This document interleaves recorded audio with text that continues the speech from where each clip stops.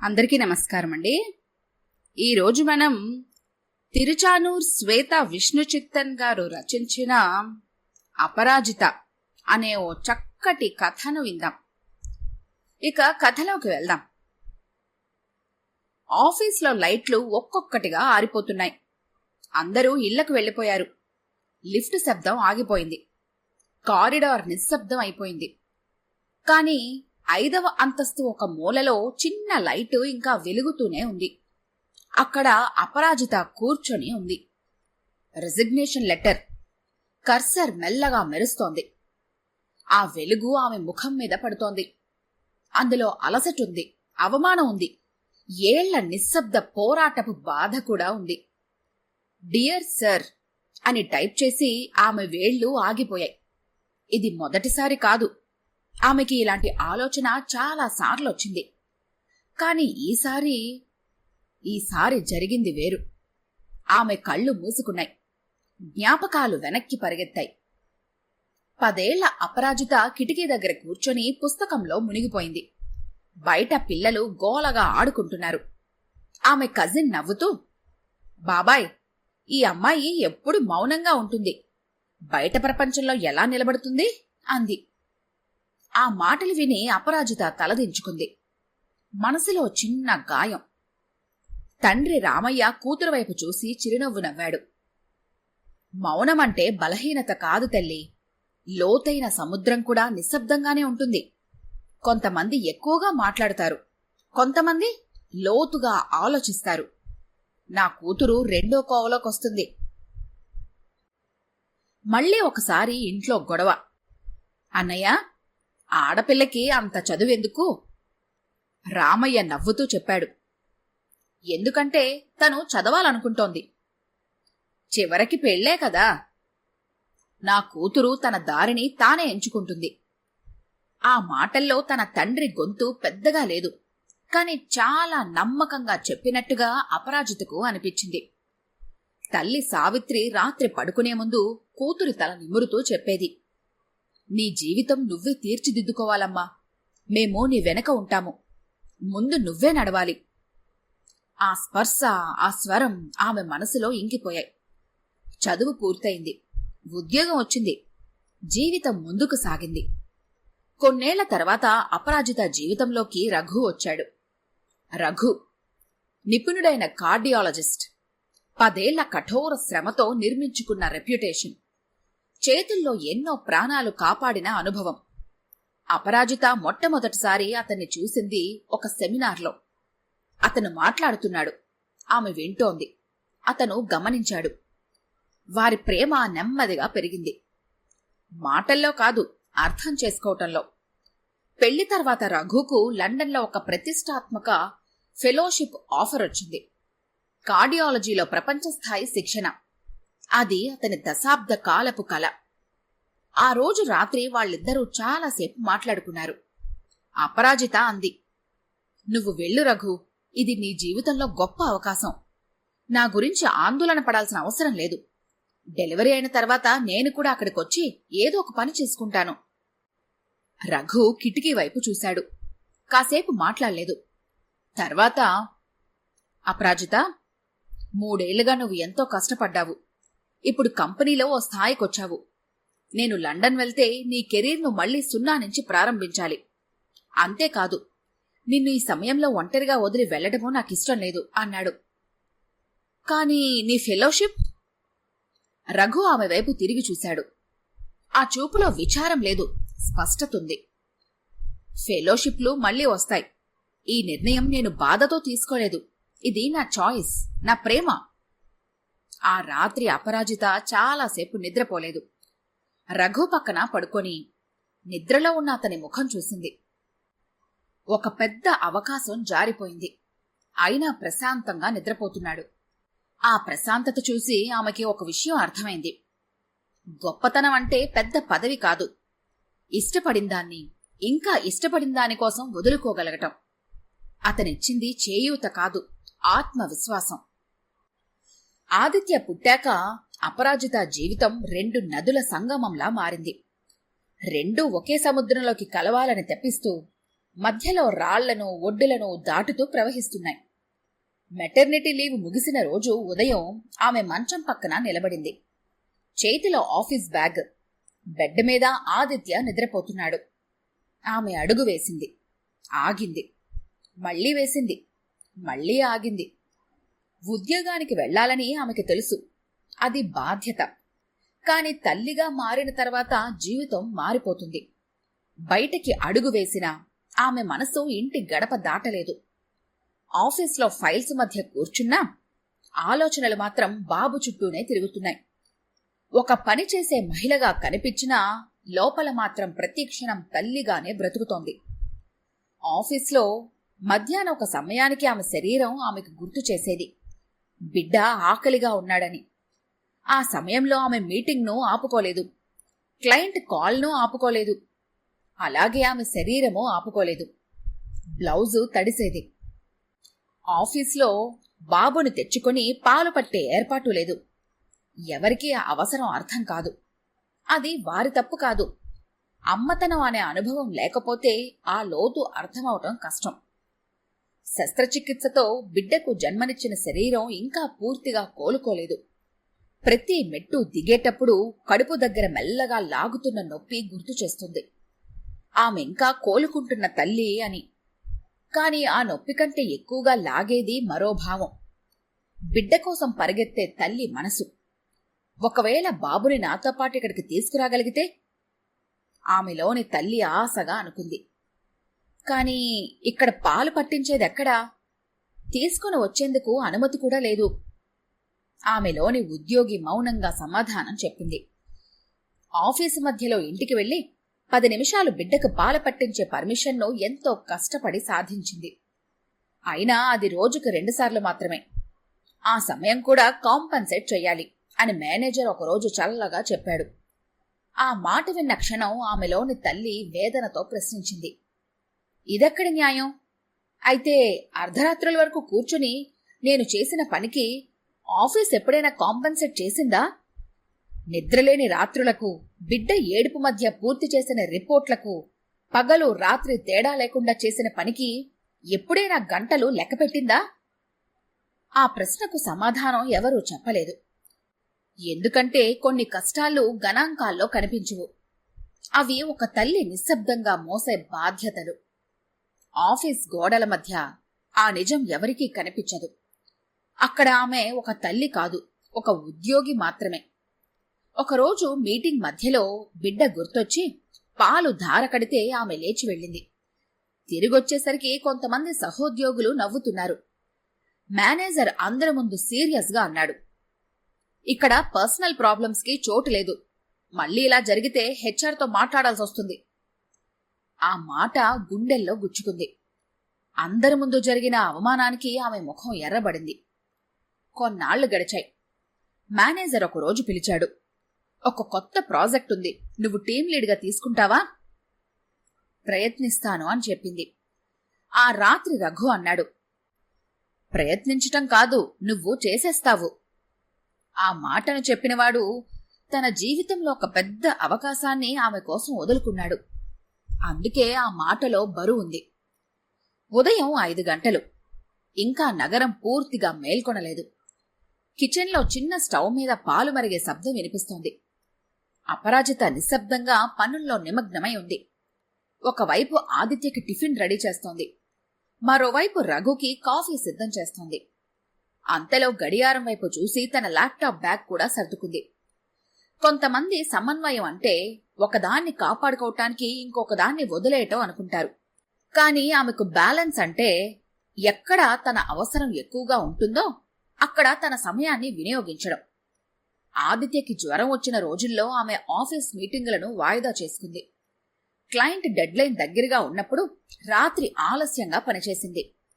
Aditya school నుంచి వచ్చి రోజు ఎలా గడిచిందో చెబుతుంటే అపరాజిత శ్రద్ధగా వింటుంది. ఆ చిన్న కబుర్లు ఆమెకి ఎంతో ముఖ్యమైన విషయాల్లా అనిపిస్తాయి. రఘు ఏదైనా సమస్యను ఎదుర్కొంటున్నప్పుడు ఆమె నిశ్శబ్దంగా అతని పక్కనుంటుంది. కాని ఆమె జీవితంలో ఒక చిన్న లోపం ఉంది, అది ఆమెకు తెలుసు. చేసిన పనిని చెప్పుకోవటం ఆమెకు రాదు. ఆఫీస్లోనూ అంతే. ఆమె చేసిన పని ఫలితంగా మారుతుంది, కాని దాని గురించి మాట్లాడే స్వభావం ఆమెకి లేదు. చాలాసార్లు కొలీగ్స్ తన కృషిని గొప్పగా చెప్పుకునేవారు. అప్పుడు వాళ్లకే గుర్తింపొచ్చేది. అపరాజిత మాత్రం మౌనంగా తన పనిలోనే ఉండేది. సమాజం చాలాసార్లు పెద్దగా చెప్పుకునే వాళ్లకే గౌరవం ఇస్తుందని కూడా ఆమెకు తెలుసు. కాని ఆమె ఆ మార్గాన్ని ఎంచుకోలేకపోయింది. ఒకసారి రఘు నవ్వుతూ అడిగాడు, నీ పని గురించి కొంచెం చెప్పుకుంటే తప్పేంటి? అపరాజిత కూడా నవ్వింది. చెప్పుకోవడం నేర్చుకోవాలి అనిపిస్తుంది. కొద్దిసేపు ఆగి మెల్లగా చెప్పింది. కాని నా మనసు అలా చెయ్యనివ్వదు. రఘు చిరునవ్వుతో అన్నాడు, అది బలహీనత కాదు, అది నీ స్వభావం. అపరాజితకు జీవితంపైన ఒక స్పష్టమైన నమ్మకం ఉంది. ఎంత కష్టం వచ్చినా, ఎంత నిరాశొచ్చినా ఎప్పుడూ వదిలేయకూడదు అని. ప్రాజెక్ట్ సులభం కాదు. క్లయింట్ విదేశీ సంస్థ. ప్రతి వివరం ఖచ్చితంగా ఉండాలి. టీంలో రాజేష్ సీనియర్, అనుభవజ్ఞుడు. మొదటి మీటింగ్లోనే అతను అన్నాడు, ఈ ప్రాజెక్ట్ని నువ్వే లీడ్ చేస్తావా? మనకిక్కడ సీనియర్ అనుభవం అవసరం కదా. అపరాజిత ప్రశాంతంగా అంది, చేస్తేనే కదా పని తెలిసేది, అనుభవం వచ్చేది. రాత్రులు నెమ్మదిగా పొడువయ్యాయి. ఆదిత్య నిద్రపోయిన తర్వాత ల్యాప్టాప్ తెరుచుకునేది. రాత్రి 2 గంటల వరకు పనిచేసేది. అయినా ఉదయం మళ్లీ లేచి అదే నవ్వుతో రోజు మొదలుపెట్టేది. ఒకరి పని ఆగిపోతే ఆమె సరిచేసేది. ఒకరికి అర్థం కాకపోతే ఆమె వివరించేది. టీం పనికి ఆమె వెన్నుదన్నుగా ఉంది, కానీ ఆ సంగతి పైవారికి కనిపించడం లేదు. ఒకరోజు క్లయింట్ మీటింగ్లో అపరాజిత తయారు చేసిన ప్రెజెంటేషన్ చూసి క్లయింట్ అన్నాడు, ఎక్సలెంట్, వెరీ డీటెయిల్డ్ ప్లానింగ్. వెంటనే మేనేజర్ నవ్వుతూ అన్నాడు, రాజేష్ వర్క్డ్ ఆన్ దిస్. అపరాజిత గుండె ఒక్కసారిగా ఆగిపోయినట్టుగా అనిపించింది. ఆమె మాట్లాడాలి అనుకుంది, కాని ఆ గదిలో ఆ క్షణంలో గొంతు రాలేదు. బయటకొచ్చాక ఒక సహోద్యోగి నవ్వుతూ అన్నాడు, నువ్వు సైలెంట్గా ఉంటావు కదా, ఇక్కడ మాట్లాడిన వాళ్లకు ఏదీ దక్కదు. ఆ మాట చాలా గట్టిగా తగిలింది. అపరాజిత కళ్ల ముందు ఒక్కసారిగా ఎన్నో దృశ్యాలు మెరిశాయి. నిద్ర లేకుండా పనిచేసిన రాత్రులు, ఆదిత్యకు పాలు ఇవ్వడానికి పరుగులు పెట్టిన మధ్యాహ్నాలు, రఘు వదులుకున్న ఫెలోషిప్, అన్నీ. ఆమె చేతులు మెల్లగా వణికాయి. ఆ రోజు మనసు విరిగిపోయింది. ఆ రాత్రి అపరాజిత ఇంటికొచ్చింది. ముఖంపైన రోజు ఉండే నవ్వులేదు. రఘు తన ఆన్లైన్ మీటింగ్ పూర్తి చేసుకుని స్నానం చేసి బయటకొచ్చాడు. అతను ఒక్కసారి ఆమె ముఖం చూసి ఆగిపోయాడు. ఏమైంది? ఆమె వెంటనే సమాధానం చెప్పలేదు. కొద్దిసేపు కిటికీ దగ్గర నిలబడి బయట అంధకారాన్ని చూస్తూ ఉండిపోయింది. రఘు పక్కనొచ్చి కూర్చున్నాడు. అడగలేదు, వేచి ఉన్నాడు. చివరికి ఆమె అంది, రఘు, ఈసారి నేను హెచ్ఆర్కి ఫిర్యాదు చేశాను. నేను చేసిన పని నా కష్టమే కాని పేరు మాత్రం ఇంకొకరికొచ్చింది. ఆమె కళ్లలో తడి. ఇలా జరగడం మొదటిసారి కాదు రఘు, కాని ఈసారి చాలా బాధగా ఉంది. దాని గురించి అధికారికంగా ఫిర్యాదు చేశారు, కాని సరిపడిన సాక్ష్యాలు లేవు అని తిరస్కరించారు. ఆమె గొంతు వణికింది. మెల్లగా తలదించుకుంది. నువ్వు టీంతో కలిసిపోవటం లేదు అన్నాడు మేనేజర్. రాజేష్ నాతో మాట్లాడటమే మానేశాడు. ఇప్పుడు మొత్తం ఆఫీస్ నాకెదురు నిలిచినట్టుగా ఉంది. రఘు మాట్లాడలేదు. అపరాజిత కళ్లల్లో నీళ్లు. నేను పోరాడాను రఘు. మొదటిసారి నా గురించి నేను నోరు తెరిచాను. ఎన్నాళ్లగానో మౌనంగా భరించిన తర్వాత ఇది న్యాయమా అని అడిగాను.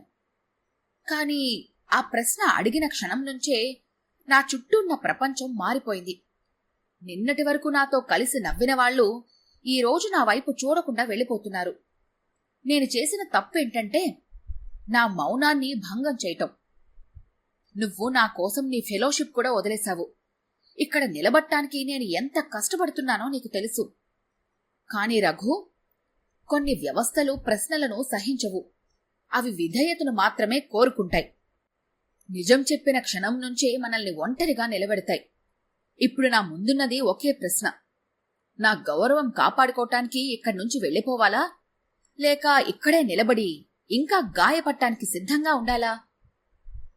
రఘుకి ఇప్పుడు అర్థమవుతోంది ఆమె మనసులోని రాజీనామా ఆలోచన ఎందుకు పుట్టిందో. అది బలహీనత కాదు. ధైర్యంగా పోరాడిన తర్వాత కూడా ఫలితం లేకపోయినప్పుడు మనసులో మిగిలే నిశ్శబ్ద నిరాశ. రఘు చాలాసేపు మాట్లాడలేదు. కిచెన్లోకి వెళ్లి 2 కప్పుల వేడి పాలు తీసుకొచ్చాడు. 1 కప్పు ఆమె చేతిలో పెట్టాడు. ముందు ఇది తాగు. ఆ నిశ్శబ్దంలో రఘు మెల్లగా మొదలుపెట్టాడు. నువ్వు ఫిర్యాదు చేశావు. వ్యవస్థ వినలేదు. అది నీ తప్పు కాదు. కొన్ని వ్యవస్థలు నిజాన్ని వినటానికి కాదు, నిశ్శబ్దాన్ని కొనసాగించడానికి నిర్మించబడతాయి. కానీ ఇప్పుడు నేను ఒక ప్రశ్న అడుగుతాను, జవాబు చెప్పు. నువ్వు వెళ్ళిపోతే ఆ వ్యవస్థ మారుతుందా?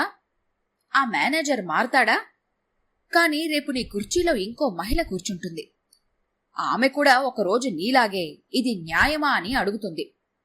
అప్పుడు ఆమె ముందు నిలబడి నేను పోరాడానని చెప్పే ఒక్క ఉదాహరణ కూడా ఉండదు. నువ్వు ఓడిపోయానని అనుకుంటున్నావు, కానీ నువ్వు పోరాడావు. పోరాటం ఎప్పుడూ వెంటనే గెలిపివ్వదు. కొన్నిసార్లు అది తరువాత మనిషికి దారి మాత్రమే చూపిస్తుంది. ఇప్పుడు నువ్వు వెళ్ళిపోవచ్చు, అది నీ నిర్ణయం. నేను నిన్నాపను. కాని ఒక్కసారి నీ మనసుని నువ్వే అడుగు. నువ్వు వెళ్ళిపోతే నీకు శాంతి దొరకచ్చు, కాని నువ్వు ఇక్కడే నిలబడితే ఒకరోజు ఈ వ్యవస్థ మారే మొదటి అడుగు అవుతావేమో. అపరాజిత చాలాసేపు మౌనంగా కూర్చుంది. చివరికి మెల్లగా అంది, థ్యాంక్యూ రఘు. ఎందుకు? అపరాజిత చిన్నగా నవ్వింది. నువ్వు నన్ను ఆపలేదు, కాని నా ముందు ఒక దారి చూపావు. ఆ దారిలో నడవాలా వద్దా అన్నది ఇప్పుడు నా నిర్ణయం. ఆ మాటల్లో ఒక కొత్త నిశ్చయం మెరిసింది. తర్వాత రోజు ఉదయం అపరాజిత ఆఫీస్కెళ్ళింది. అదే డెస్క్, అదే ల్యాప్టాప్, అదే టీము, అదే మేనేజర్. కాని ఒక్క విషయం మారింది, ఆమె మనసు. ఈసారి ఒక్కొక్క సమస్యను ప్రశాంతంగా పరిష్కరించింది. ప్రతి పనికి టైం పెట్టుకుంది. ప్రతి కాంట్రిబ్యూషన్ డాక్యుమెంట్ చేసుకుంది. కొన్ని నెలల తర్వాత ప్రాజెక్ట్ పూర్తయింది. క్లయింట్ నుంచి mail, excellent execution. The project is far beyond the expectations. మీ బృందంతో పనిచేయటం కోసం మేము ఎదురు చూస్తున్నాము. కంపెనీలో సమావేశం జరిగింది. మేనేజర్ స్టేజ్ మీద నిలబడ్డాడు. ఈసారి డాక్యుమెంట్ చేసిన సాక్ష్యాలు ముందు అతను వేరేగా మాట్లాడలేకపోయాడు. ఈ ప్రాజెక్టు విజయం వెనుక చాలా కృషి ఉంది. మొదట్నుంచి చివరి వరకు దీన్ని నిలబెట్టిన వ్యక్తి అపరాజిత. హాల్ అంతా చప్పట్లతో నిండిపోయింది. అపరాజిత స్టేజ్ మీదకి వెళ్ళింది. ఈ విజయం నా ఒక్కదాంది కాదు, ఇంట్లో నాకు వెన్నుదన్నుగా నిలబడిన నా భర్త రఘుది. ఈ ప్రయాణంలో నన్ను నమ్మి సహకరించిన అందరిది. ఈ ఆఫీస్లో పనిచేసే తల్లులందరికీ నాదో విన్నపం. మీ పరుగులు ఎవ్వరికీ కనిపించకపోవచ్చు, మీ కష్టాలకు గుర్తింపు రాకపోవచ్చు, మీ పోరాటం వ్యర్థమైనట్టుగా అనిపించవచ్చు. కాని మీరాగకండి, పరుగు ఆపకండి. హాల్ మళ్లీ చప్పట్లతో మారుమోగింది. ఈసారి మర్యాద కోసం కాదు, అర్థం చేసుకున్న వాళ్ల చప్పట్లు. ఆ సాయంత్రం ఇంటికొచ్చింది. ఆదిత్య హోంవర్క్ చేస్తున్నాడు. అమ్మా, మా టీచరు ఒక ప్రశ్న అడిగింది, నీ రోల్ మోడల్ ఎవరు అని. నువ్వేమన్నావు?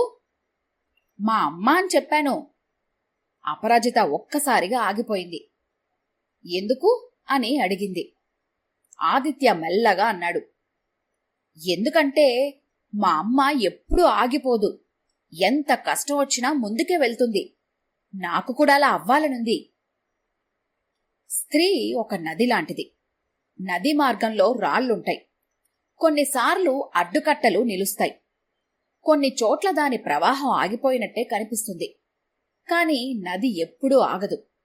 అది మెల్లగా మార్గాన్ని మార్చుకుంటుంది. రాళ్లను తాకి గాయపడినా ముందుకే ప్రవహిస్తుంది. ఎందుకంటే నదికి తెలుసు తన గమ్యం సముద్రమని. ఆ రాత్రి నగర వెలుతురులో అపరాజిత నడుస్తోంది. ఆమె ఒంటరి కాదు. ఆమె అడుగుల వెంట ఇంకా ఎన్నో అడుగులు రావాల్సున్నాయి. ఆమె ప్రవాహంలో ఇంకా ఎన్నో కథలు కలవాల్సున్నాయి. అందుకే ఆమె పేరు అపరాజిత. పడినా మళ్లీ లేచే స్త్రీ, పోరాడి ముందుకు వెళ్లే ఒక స్త్రీ, తన బిడ్డలో విలువలు నాటే స్త్రీ, రేపటి తల్లులకు దారి చేసే స్త్రీ. ఇది ఆమె కథ మాత్రమే కాదు, ఉద్యోగం చేసే ప్రతి తల్లి కథ. ఈ చక్కటి కథ కనుక మీకు నచ్చినట్లయితే లైక్ చేయండి, షేర్ చేయండి. మరిన్ని ఇంట్రెస్టింగ్ కథల కోసం మా ఛానల్ని తప్పకుండా సబ్స్క్రైబ్ చేసుకోండి.